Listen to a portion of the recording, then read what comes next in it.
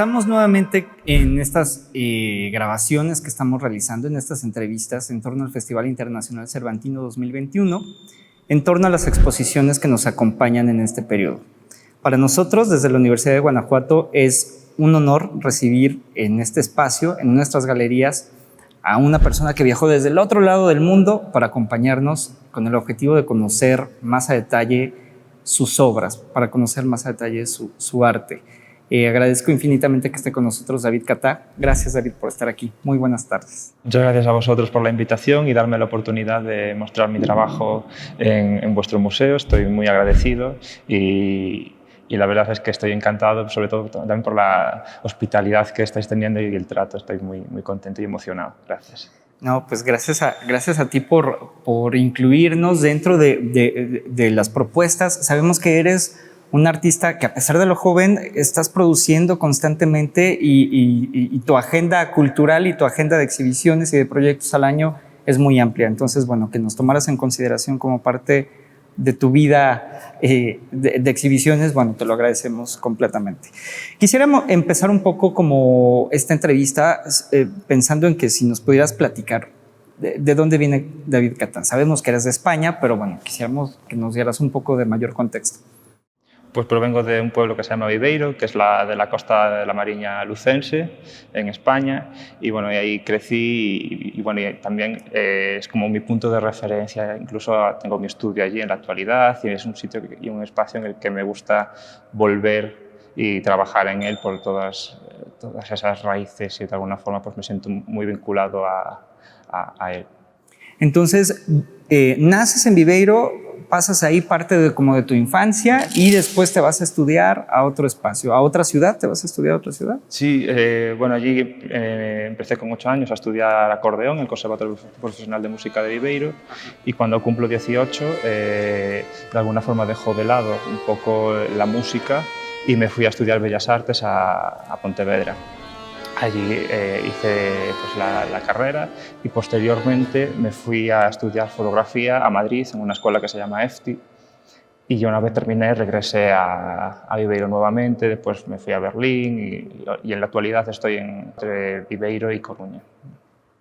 Has tenido una vida como de muchos cambios físicos, geográficos, ¿no? Sí, sí. Eso suena interesante porque pareciera ser que esos cambios geográficos también de alguna forma han nutrido tu trabajo. Totalmente, sí, sí. Bueno, ya vamos a platicar un poquito más adelante de tu trabajo. Ahorita quisiera tener algunos referentes para que te conozcan mejor.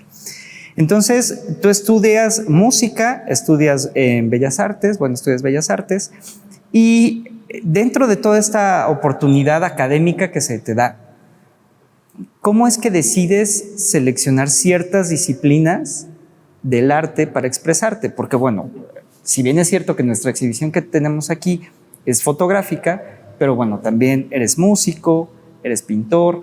¿Por qué decides tomar cada uno de estos caminos?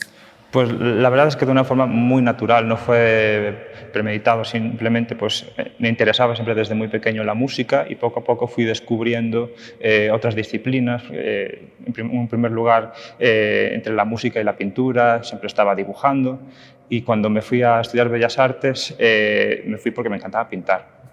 Y el último año de carrera descubrí la fotografía.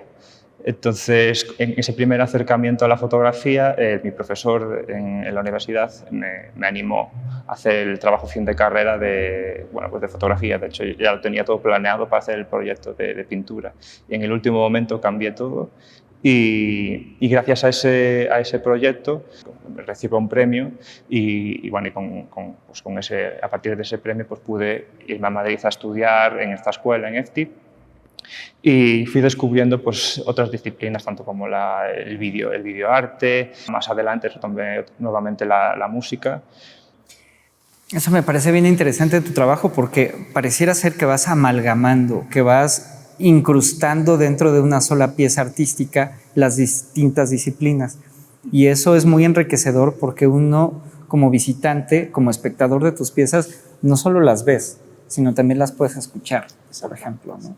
Entonces, y no solo probablemente tengas una imagen estática, probablemente tengas una imagen en movimiento también, que va nutriendo un proyecto artístico. No, me atrevería a decir que en tu caso no son como piezas sueltas, o en solitario. Siempre hay como un acompañamiento que va llevando a las piezas a probablemente entenderlas mejor. Sí. De hecho, cada proyecto pertenece a una etapa de mi vida. Se podría decir que bueno, desde los últimos 11 años que llevo realizando dedicándome a producir obra, se puede ver como que está muy vinculado a ese momento que estoy viviendo y pues desde hace unos años, más o menos 6 años, empecé también a componer piezas musicales inspiradas en esas imágenes que iba creando. Y de alguna forma era como hacer una película con banda sonora propia de esos acontecimientos que se iban presentando ante mí y que iba viviendo. Hablemos de las fronteras del yo, de esta exhibición que tenemos en las galerías de la Universidad de Guanajuato y que muestra una faceta de David Catá muy particular en el ámbito fotográfico, pero también en lo emocional. Entiendo que muchas de tus piezas, si no es que la gran mayoría o todas, se relacionan con esta parte emotiva, esta parte emocional. Las fronteras del yo es una exhibición que da un recorrido por distintas etapas de tu proceso creativo, ¿no? ¿Qué vamos a encontrar en las fronteras del yo? Pues las fronteras del yo es una exposición autobiográfica que habla sobre los conflictos entendidos como esas batallas que lidiamos a lo largo de nuestra vida, que pueden estar relacionadas pues, con la memoria, las raíces, el olvido, la pérdida, la muerte incluso. Entonces son esas batallas a las que me enfrento para expresar cómo me siento en cada etapa de mi vida. Es complejo cuando nosotros tratamos de hablar de estas emociones o de estos sentimientos. Creo que a todos como individuos, además de percibirlo de manera diferente, probablemente cuando tratamos de interiorizar en estos temas, es una situación compleja. ¿Cómo llevas esta parte? A mí me llama mucho la atención, tengo aquí mis notas, disculparán ustedes, pero hablas mucho del amor y del dolor, de la unión y la separación, de la posesión y de la pérdida. Son temas muy íntimos. ¿Cómo le hace David Catá para poder expresar esas cosas? Pues para mí el arte es una vía de escape. Entonces, eso que me cuesta exteriorizar o verbalizar, pues a través de las imágenes se me hace más sencillo y me hace sentir bien. Es una forma de liberación para mí. ¿Qué es para ti la memoria? La memoria es un tema importante dentro de tu trabajo, porque además de estos conceptos que platicábamos, la memoria siempre está presente. Puede haber dolor y puede haber separación y puede haber pérdida y siempre el concepto de la memoria está presente en tu trabajo. ¿Qué es para ti la memoria? Pues la memoria es la identidad de uno, sus raíces, sus procedencias, lo que le identifica como individuo. Y esta memoria la trasladas a distintos soportes y a distintas formas de conceptualizar el propio concepto, ¿no? Hay algunas piezas que se encuentran dentro de tu exhibición que a mí me parece muy interesante mencionarlo, ya que no solo es el tema fotográfico, ¿no? O sea, el tema aquí es la imagen que está retratando un proceso o una acción en particular. En este caso, tú trabajas con tu cuerpo en particular en algunas de tus piezas. ¿El cuerpo qué es para ti? El cuerpo es un lienzo, al fin y al cabo. Entonces, todas nuestras vivencias, todo lo que nos ocurre, nos sucede a lo largo de nuestra vida, se va plasmando sobre nuestro cuerpo, sobre nuestra piel, a través de arrugas, cicatrices, lunares, manchas. Entonces, para mí es el soporte de nuestra vida. David Catá, en algún momento de su vida, toma las palmas de sus manos y empieza a bordar retratos. Es una manera de bordar recuerdos. Sí, bordar recuerdos y bordar vínculos, en el caso de los retratos que realizo sobre la palma de la mano. Es un vínculo con esa persona, es una acción efímera que me hace sentirme más unido a la persona que retrato. Siempre son personas importantes para mí, que ya sean parejas, profesores, amigos, familiares. Entonces, cuando considero que una persona me ha marcado o es como importante, la retrato en la palma de la mano como un tatuaje efímero que una vez desaparece queda latente en la propia memoria de la piel. Y en el caso de los paisajes, son todos esos paisajes que se van presentando ante mí y se establece como una mímesis entre lo que es mi cuerpo y el entorno, para hablar de cómo esos paisajes me construyen también como persona. ¿Es una especie de cicatriz? Sí, ¿es una especie de cicatriz como las cicatrices que se quedan en el alma? Sí, exactamente. Al final, un recuerdo, algo que te marcó. Es interesante porque de repente cuando pensamos en cicatrices, pareciera ser que las cicatrices son huellas de algo malo que nos ha pasado. Pero entiendo que en el caso de David Catán no es así. Estas cicatrices no necesariamente recuerdan momentos complejos. Para nada. De hecho, estas acciones para mí son un acto de amor hacia esas personas. Son personas a las que admiro y que quiero. Entonces, no me traen recuerdos malos, sino todo lo contrario, son recuerdos positivos. O sea, son personas que me marcan. ¿Cómo llegas a una técnica como esta? ¿En qué momento decides agarrar aguja e hilo y empezar a intervenir tu mano? Pues tiene mucho que ver el hecho de que mi madre es costurera, entonces desde pequeño la vi realizar encargos. Es algo que me marcó durante mi infancia.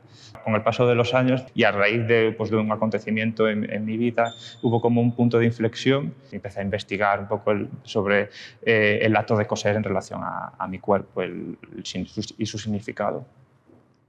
¿Y a qué conclusión llegaste? Cuando empezaste a hacer esa investigación y este significado, en los libros y en las teorías puede haber una cosa, ¿no? Pero para cada uno de nosotros va a ser diferente. ¿Qué significa para ti? Ya hablábamos un poco de esta idea de unirte a los demás, pero la idea de la intervención del cuerpo como tal, ¿qué significa para ti? Para mí es una forma de pintar, de preservar su memoria también y la mía. ¿Hay dolor cuando estás manipulando estas piezas? Hay cierto dolor, pero en mi obra no hablo de un dolor físico. De hecho, para mí no es importante. Se podría decir que cuando estoy haciendo estas piezas no siento dolor, porque como te comentaba antes, es un acto de amor. Como quien se tatúa, pues obviamente pues siente cierto dolor cuando se hace el tatuaje, pero lo hace por un significado. Para mí es más un dolor emocional, por quizás el miedo a la pérdida, el miedo al olvido, a ser olvidado o incluso yo olvidar. Y también el amor duele, ¿no? El amor duele, claro, exactamente, sí. David, tienes otra serie que se llama Déjame volar. Desde el título es muy poético. ¿Nos podrías hablar un poco de esta serie? Pues es una serie que nace a través de mi necesidad de reconciliarme también con mis orígenes, con mis raíces. Entonces nace en un momento de mi vida en el que termino de estudiar fotografía en Madrid y regreso a mi pueblo.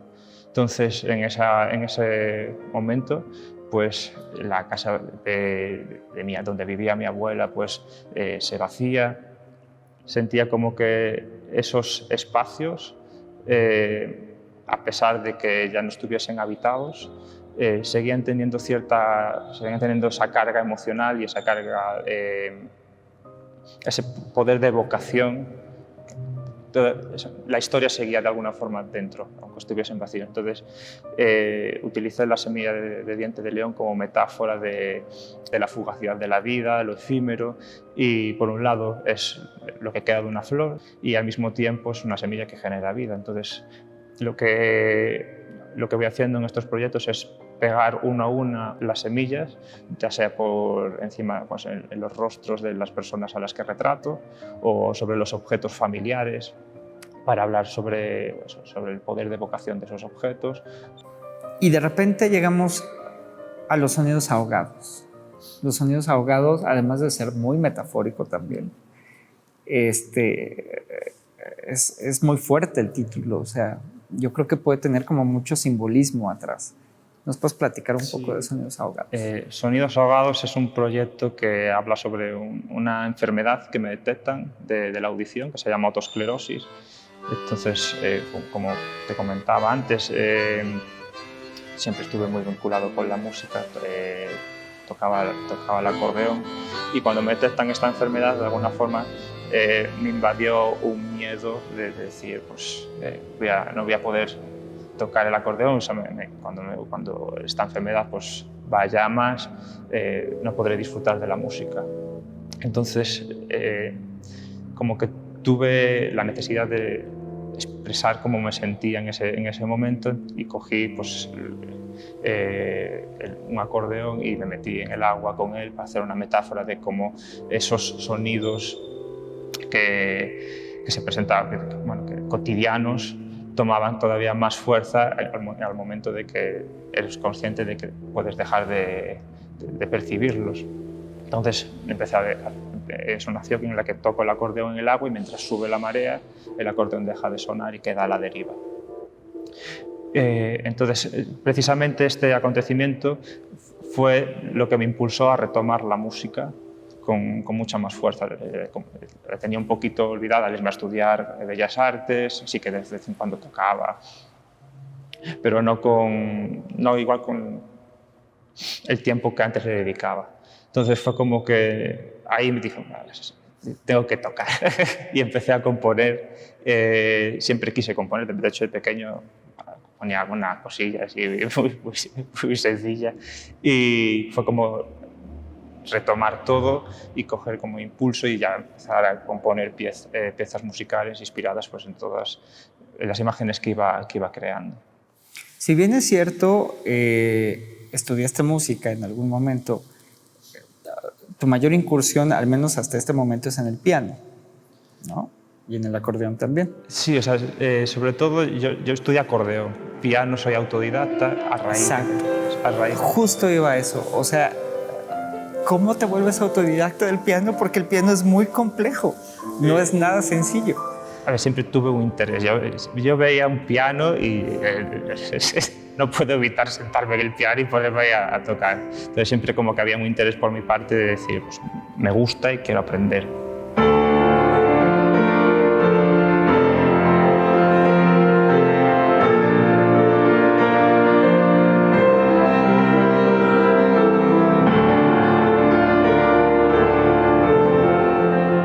Y a raíz pues, de un accidente de coche pues, que me imposibilita tocar el acordeón como lo hacía antes, me empecé a centrar en el piano y a estudiar ya por mi cuenta y a intentar mejorar. Y ahora estoy súper pues, centrado pues, con el piano y haciendo las piezas musicales pues, con este instrumento.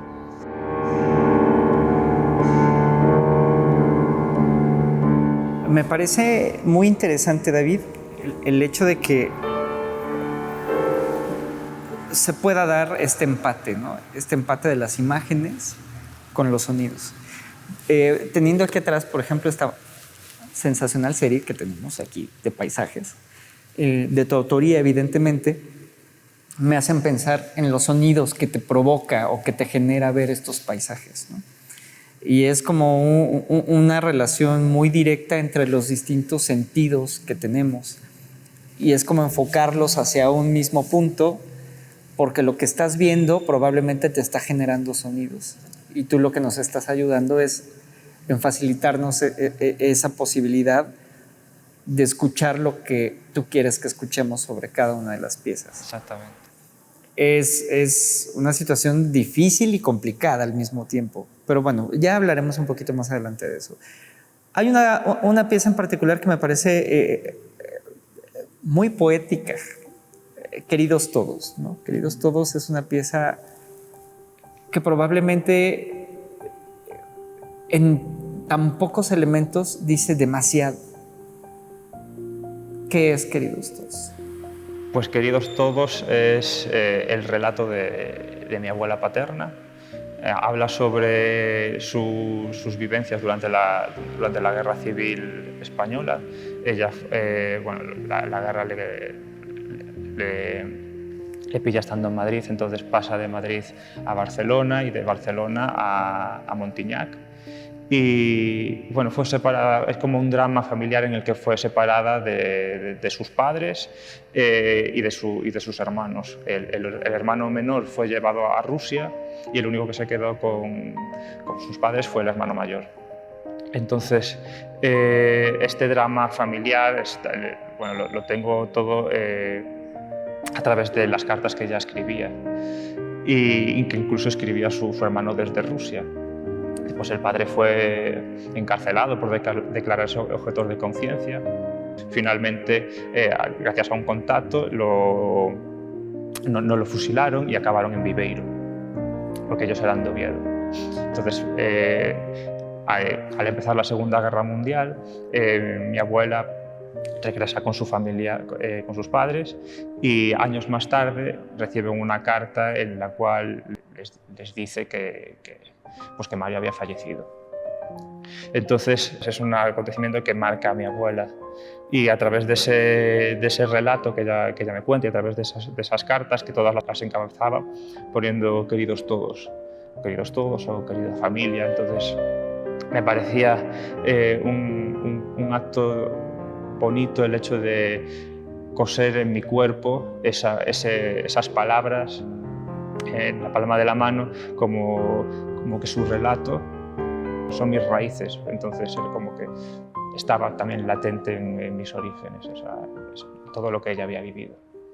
Realmente cuando tú ves las piezas y ves el video, ¿no?, que acompaña a la pieza, donde en muchas ocasiones ves como el proceso creativo, que muchas veces el artista no lo documenta o no se presenta con las piezas finales, dan esa impresión de que no solo la memoria, sino evidentemente el tiempo, que juega un papel fundamental en la memoria, la intención evidentemente pareciera ser mantener ese tiempo estático, ¿no?, sí, suspendido, para que no se olvide precisamente. Sí.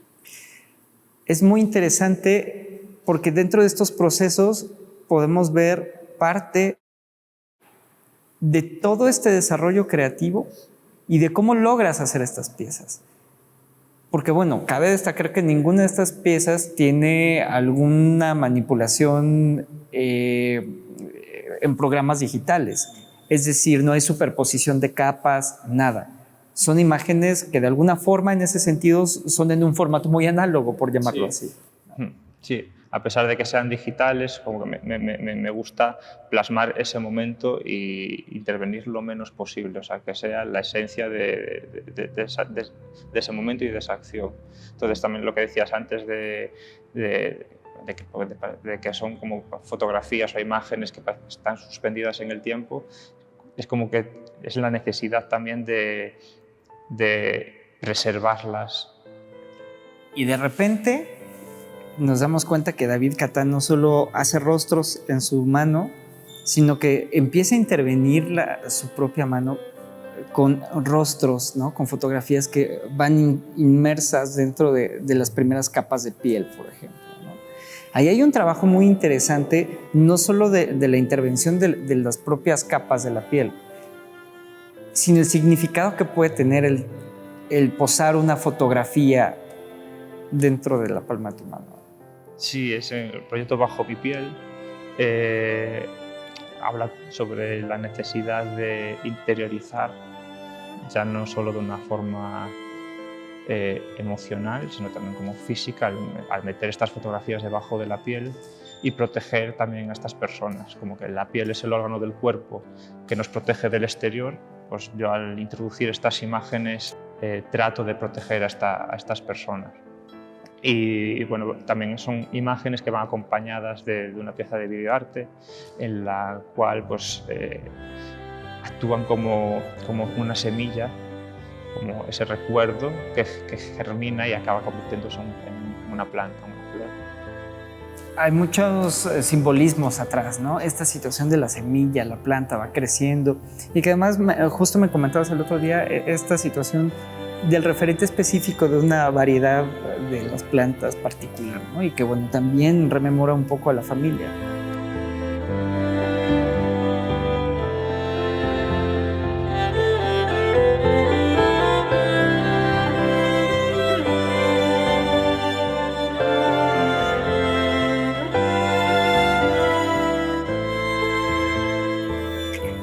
Muy bien, David. Y otra parte esencial de esta exhibición que tenemos acá tiene que ver con las cenizas.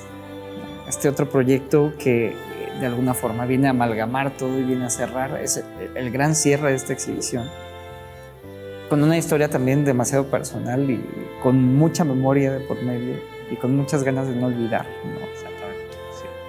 ¿Qué pasa en cenizas? Surge el proyecto a raíz de varios cambios en mi vida, entre ellos una ruptura sentimental, pues decido irme a Berlín. Necesitaba hacer una búsqueda interior, también reconciliarme conmigo mismo, saber que era de alguna forma también lo que quería, lo que necesitaba. Y esta estancia allí pues, me sirvió para conocerme más. Cuando finalmente pues, decido regresar a mi pueblo, era como una vuelta al origen, una vuelta a las raíces, a la esencia. Entonces, decido realizar una serie fotográfica en la que utilizo las cenizas del carbón que utilizaba para calentar lo que era la casa en la que vivía, para representar pues eso, el tiempo consumido de mi estancia en Berlín y pues volver es como una mudanza tanto física como interior y volver a los orígenes y de alguna forma pues resurgir de esas cenizas.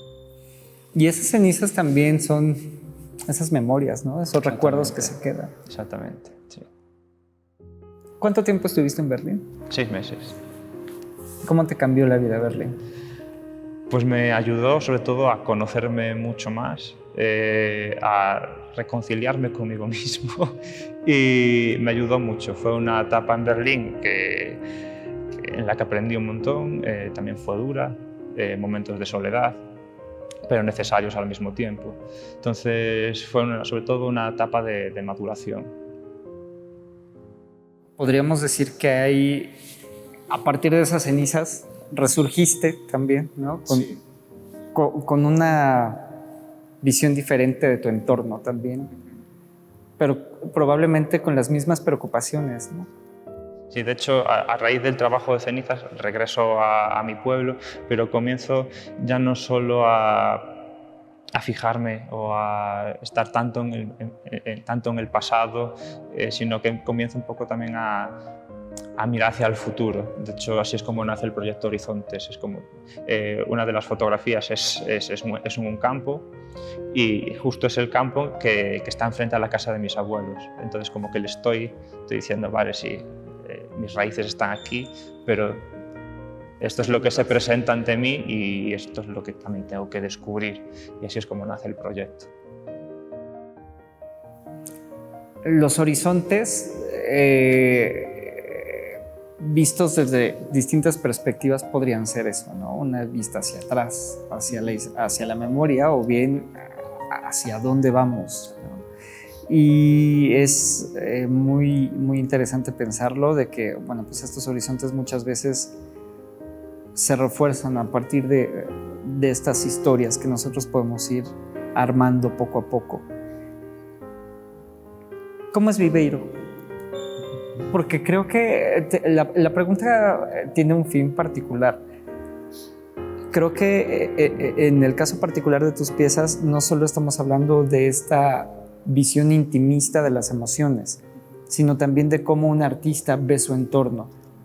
Y muchas de tus piezas hablan de tu entorno físico, Ya hablábamos de Berlín, de ese departamento con las cenizas, ¿no? Con lo que queda y con lo que estás empezando a construir. Pero ¿cómo es Viveiro en la vida real? Pues Viveiro en la vida real, o sea, para mí es hogar. Aunque me gusta moverme, o sea, necesito conocer nuevos lugares, que me aporten nuevas emociones y sensaciones, siempre acabo regresando a mi pueblo, porque es como ese momento como de paz, de decir, pues estoy yo aquí yo conmigo mismo, trabajando. O sea, de hecho, mi estudio principal lo tengo ahí y estoy muy a gusto. Y está cerca del mar, además, está pegado al mar, ¿no? Además es un clima muy particular porque, bueno, si vas a Madrid no tiene nada que ver el clima de Madrid con Viveiro. Sí, es un clima, diría que siempre, como que parece que siempre está nublado. Pero el clima, de alguna forma, también la temperatura es como muy idónea, ¿no? Lo platicamos. Sí. Maravilloso. Platicamos un poco de otras actividades que van a estar en torno a esta exhibición. Vas a tener un par de presentaciones en piano. ¿Qué vamos a poder escuchar en estas presentaciones? Pues en estos conciertos se van a escuchar temas de autoría propia que hacen referencia a todos esos momentos que se pueden ver en esta exposición, incluso referencia a acontecimientos que marcaron lo que es tanto mi adolescencia como mi obra. Entonces son temas de gran carga nostálgica, algunos un poco más no agresivos, pero fuertes, exactamente, sí. Que hablan sobre esos momentos más duros o más intensos por los que he pasado, que representan pues, diferentes etapas de mi vida. Son los sonidos de tu memoria. Exactamente. Como el título. Como exactamente.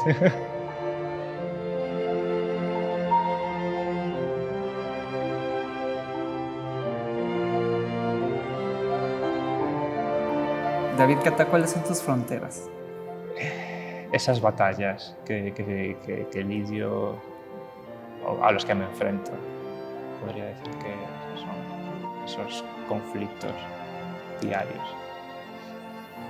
Y que vamos llevando poco a poco, ¿no? A lo largo de la vida, y que gracias, entre muchas otras cosas, a la oportunidad que se da de que tú hayas estudiado en una escuela de Bellas Artes, nos estés regalando parte de esa percepción muy particular de cómo es la nostalgia, de cómo es el dolor, de cómo es el sufrimiento, pero también no solo es pensar en cosas malas, pues, ¿no? Al contrario, cuando uno ve esos horizontes, nos damos cuenta que hay mucho más que ver por ello.